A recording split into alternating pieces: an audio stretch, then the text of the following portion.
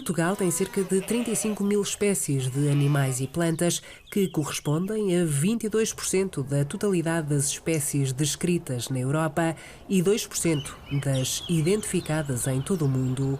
O património biológico português é vasto e pode ser um mote para visitas a solo, com amigos e família. Esta semana, o Biosfera parte à descoberta da biodiversidade marinha e terrestre em interação com o contexto geológico e cultural.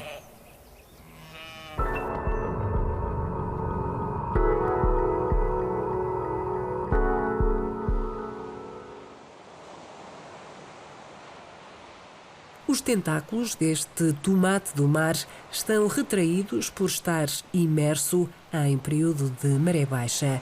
A subespécie da anémona, a Actinia equina, está adaptada à zona intertidal. É resistente às altas temperaturas e à dessecação. As anémonas fazem parte do grupo dos cnidários. O grupo dos cnidários são anémonas, corais e medusas, e caracterizam-se por terem células urticantes para capturar as suas presas. A praia de São Bartolomeu do Mar, em Esposende, acolhe uma das visitas organizadas pelo Instituto da Conservação da Natureza e das Florestas. A biodiversidade dos recifes marinhos é visitada ao longo do afloramento rochoso do Parque Natural do Litoral Norte, que se estende por 16 quilómetros de costa entre a Foz do Neiva e a Apulia.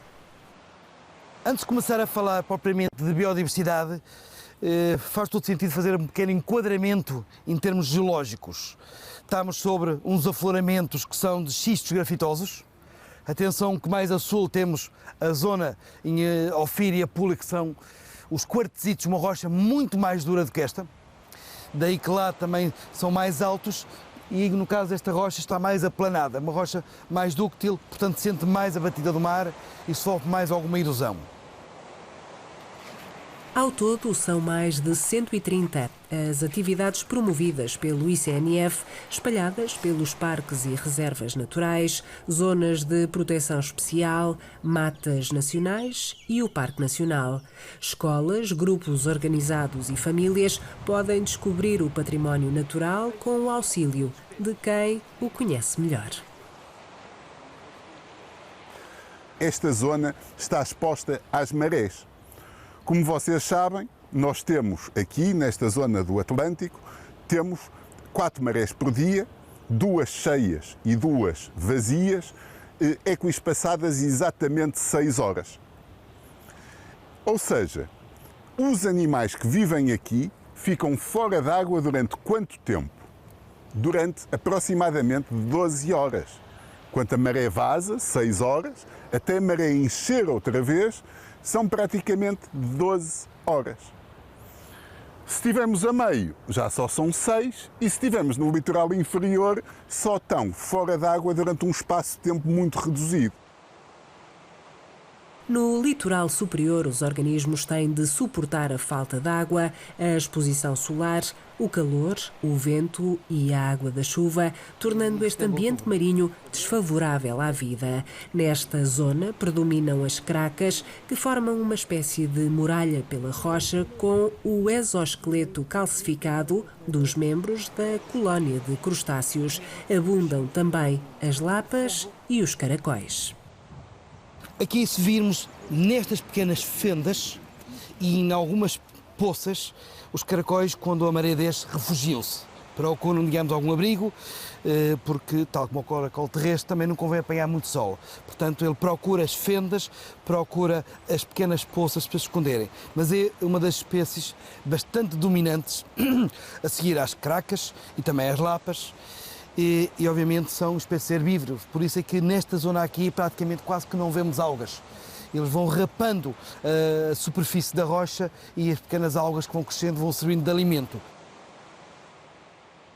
As poças de maré são pequenos oásis de mar na zona intertidal.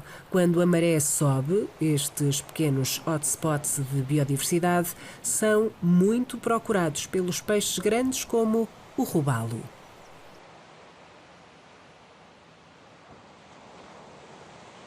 Mexilhão é o nome comum de várias espécies de moluscos bivalves, algumas bastante apreciadas na gastronomia. Ao contrário das cracas, os mexilhões não estão completamente fixos ao substrato, o que lhes confere mobilidade.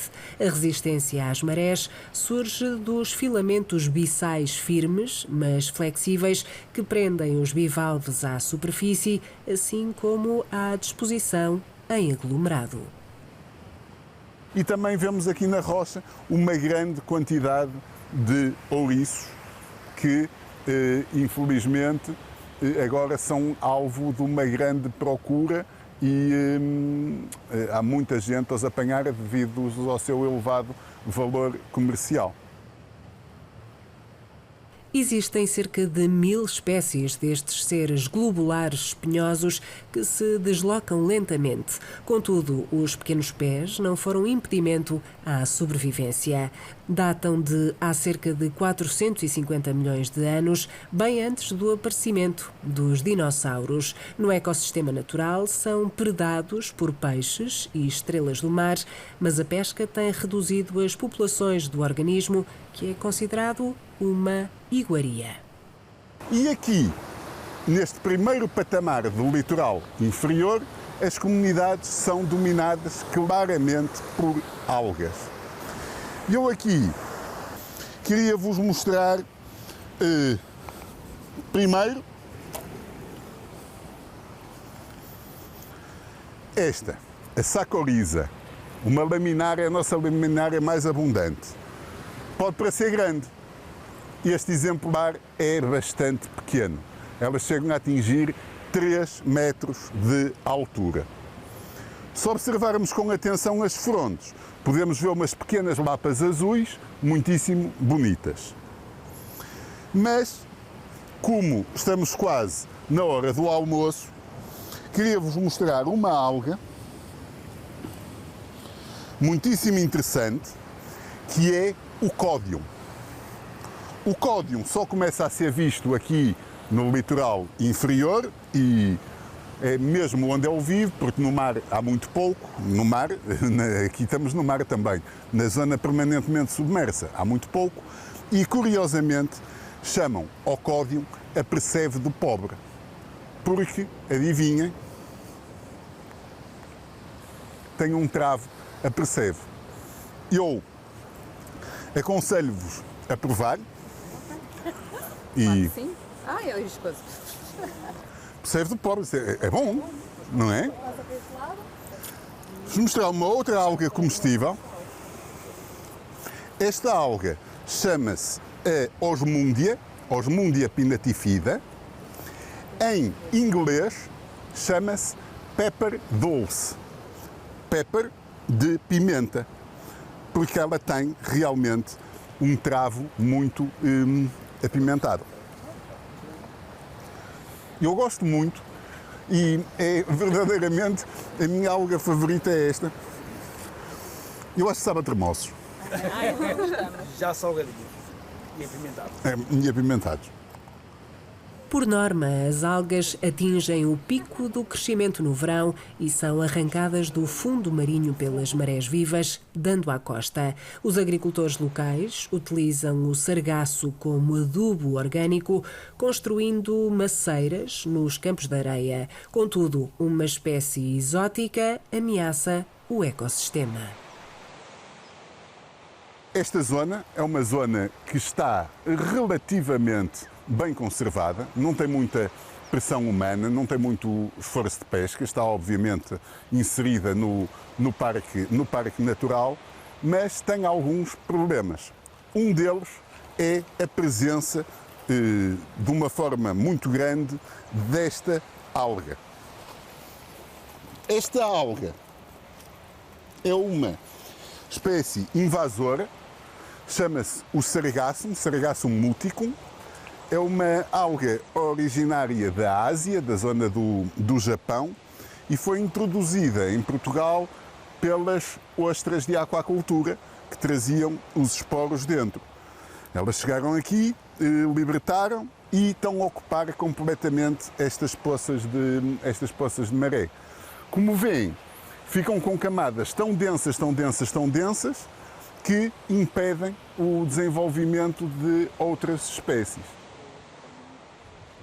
Um projeto do ICNF vai fazer a remoção manual destas algas na zona intertidal durante 3 anos. Os técnicos esperam que estas visitas sirvam de alerta para a perigosidade da introdução de espécies exóticas nos sistemas e para o reconhecimento do capital natural. Às vezes é preciso dar a conhecer para que as pessoas possam valorizar. Porque também se manter as pessoas no desconhecido, na ignorância da biodiversidade, não é favorável. Se as pessoas conhecerem e virem que afinal há aqui muito mais do que rocha e água e seixos, elas vão dar um valor acrescido a isto e vão passar essa informação aos outros.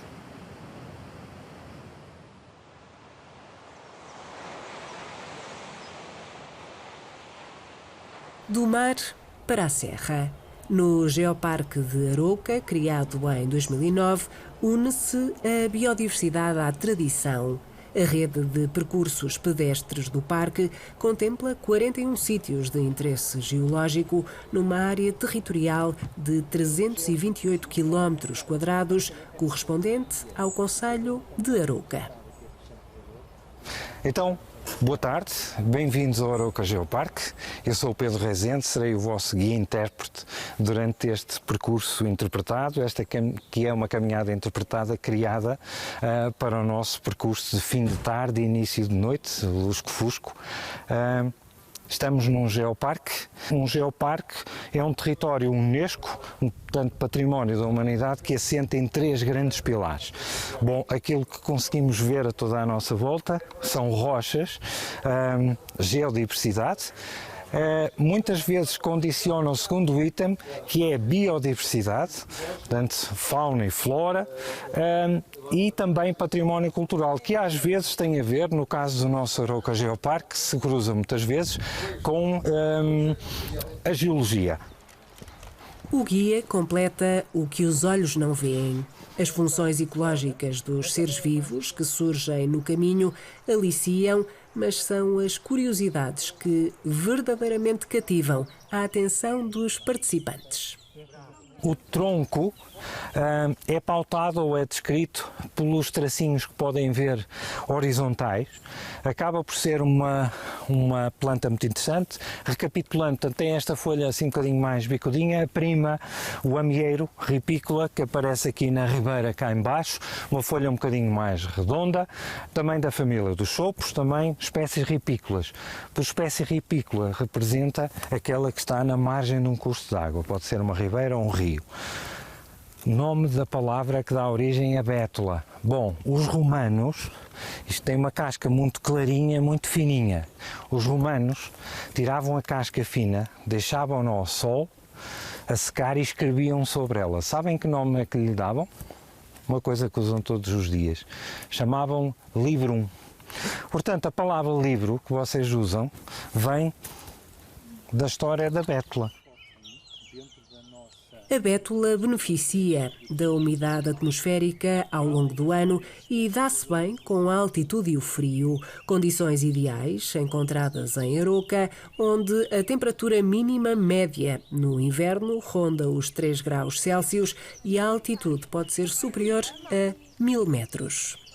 Os líquenes acabam por ser também bioindicadores, porque se repararem, vou pedir que se aproximem um bocadinho, neste caso concreto eles estão um bocadinho escuros aqui por trás, não é? Quanto mais a página inferior for escura, mais bioindicador. Os líquenes consistem na simbiose entre um fungo e uma cianobactéria. Nos carvalhos é comum a lobaria pulmonária ou pulmão dos carvalhos, dada a forma do fungo liquenizado. Quando seco, o líquen folhoso apresenta uma coloração acastanhada que muda para verde vivo, se úmido. Vão passando a mão na folha, de um lado e do outro, ok? Sim, sentir a textura. Tem pelo. Tem pelo, boa. A pergunta é, sabendo que o carvalho... E é meio áspero em cima. E é bastante áspero em cima, que é o carvalho normal que nós conhecemos. Parece veludo, não é? Bom, estamos a mais de 1000 metros E a engenharia da natureza arranjou outro método interessante. Portanto, temos uma zona de nevoeiro. Ontem, a esta hora, tínhamos uma cota de nuvens de 600 metros e isto estava cheio de nuvens. Se temos nuvens, nevoeiro, não chove. Não chove, o mecanismo vai ter pelos na página inferior. O orvalho condensa e ele faz a absorção de água através das folhas, não só por raízes. Ok? O carvalho negral, uma das 8 espécies do género Quercus, que surgem espontaneamente em Portugal continental, desenvolveu mecanismos para capturar mais água a elevada altitude. Esta paisagem dá vida também aos anfíbios, que usam a água para preservar a temperatura corporal.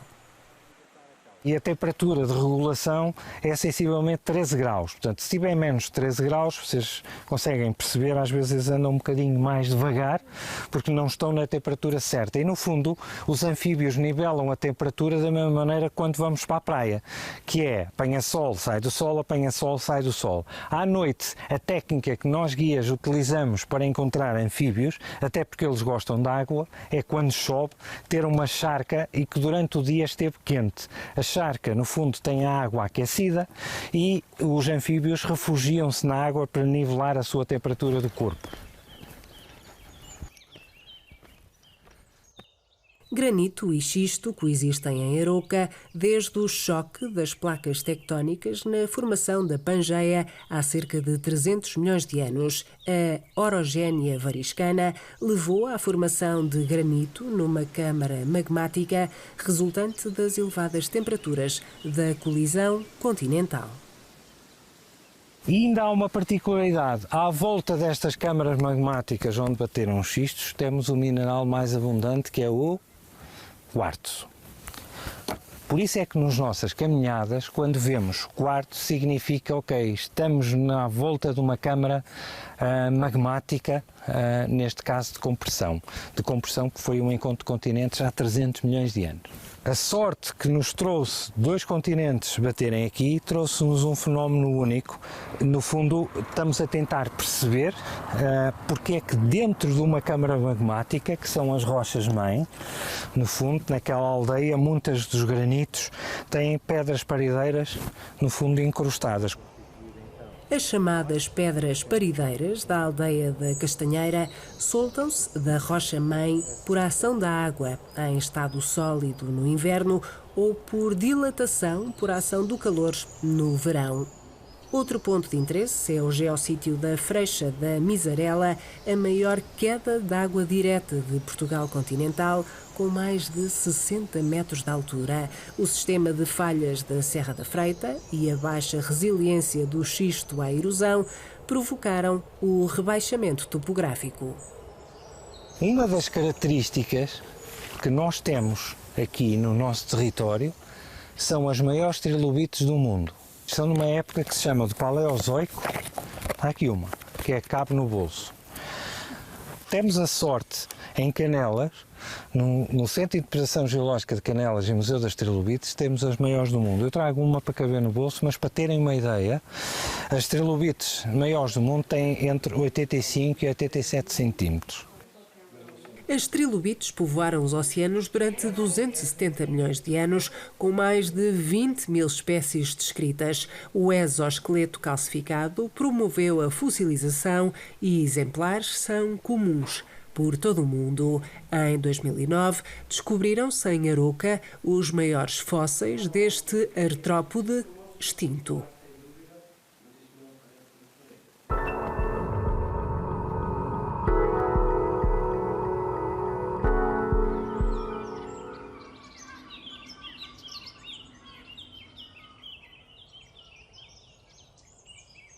O utilizador da aplicação, estando na rua ou num passeio, a informação mais importante que tem de obter é uma imagem ou uma gravação do som do organismo que quer registar. A aplicação sugere uma identificação, mas a pessoa só deve aceitar se tiver alguma noção de que aquela identificação está correta. Portanto, se nós não sabemos o que é que vamos fotografar, não colocamos o nome, e depois os outros utilizadores do iNaturalist sugerirão o nome daquela espécie. A iNaturalist é uma plataforma de ciência cidadã disponível em browsers ou aplicação que permite a qualquer utilizador fotografar e gravar o som de organismos para serem identificados em prol da comunidade científica. Em Portugal, o portal de acesso é o Biodiversity for All. Aproximo do organismo. No caso, eu vou tentar fotografar esta planta que ainda está em flor. Vou começar por fotografar a flor. Portanto, nós temos sempre a opção de pôr aqui mais fotografias. Portanto, carrego novamente no ícone, carrego outra vez na seleção de tirar a fotografia. Uma fotografia ao aspecto geral da planta, portanto, onde eu vou conseguir ver a forma das folhas, o tamanho das folhas, como é que as folhas se organizam ao longo do caulo. E no caso, porque esta planta faz uma espécie de um arbusto maior, eu vou-me afastar e vou repetir o processo para ter uma fotografia onde se mostra a espécie no ambiente, por assim dizer. Em Portugal contam-se mais de 1 milhão de observações na plataforma. João Tiago Tavares é um dos principais contribuidores, com mais de 16 mil registros de quase 3 mil espécies. No Parque Natural de Ria Formosa fez mais alguns registros. Para além das fotografias, podemos obter registros da ocorrência de determinada espécie através do seu som. Podem ser aves, podem ser cigarras. E o que temos de fazer é exatamente a mesma coisa, portanto temos aqui um botão com mais para adicionar o registro, depois escolhemos gravar som e temos aqui um botão para gravar. Eu vou começar a gravar agora.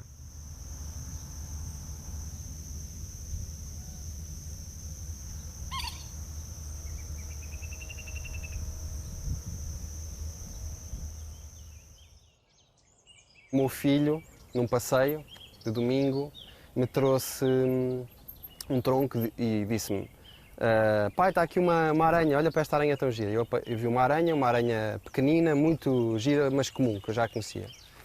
E entretanto, ao lado dessa aranha, debaixo desse tronco, havia uma aranha muito mais pequena que parecia um escaravelho. E eu não fazia a mínima ideia do que é que poderia ser. E tirei fotografias e submeti. E então houve um especialista em aranhas que identificou aquela aranha como uma coisa que não estava registada para Portugal. Aliás, essa espécie de aranha tinha sido descrita por aquela pessoa, portanto a pessoa encontrou a primeira de todas, capturou um espécime, fez uma descrição dessa espécie em Espanha, algum tempo antes, alguns anos antes, e aquela era a segunda observação de sempre. Para além de fotografar os animais e as plantas, os organismos, quando estamos na natureza, às vezes é possível detectar a presença de um organismo através de outros indícios. Por exemplo, no caso das aves, podemos encontrar penas. Uma pena sozinha como esta não dá muita informação, mas há penas mais coloridas que permitem saber exatamente que espécie de ave é que esteve presente num determinado sítio. Quem diz penas diz conchas, diz pegadas, diz tocas, dejetos, no caso dos mamíferos, pode ser útil, e outras marcas que os animais deixam quando estão presentes e que nos permitem chegar à identificação. Os projetos científicos começam a incluir dados destes recursos para que a representação e a distribuição das espécies seja mais fiável. A informação pode também alavancar ações da sociedade civil e medidas públicas. Por exemplo, existe um projeto chamado Invasoras, onde a aplicação está a ajudar os cientistas a obter informação de onde é que as espécies invasoras estão concentradas, para depois poder organizar ações de remoção de espécies invasoras com a precisão que o GPS do telemóvel nos permite ter, que ainda é bastante elevada.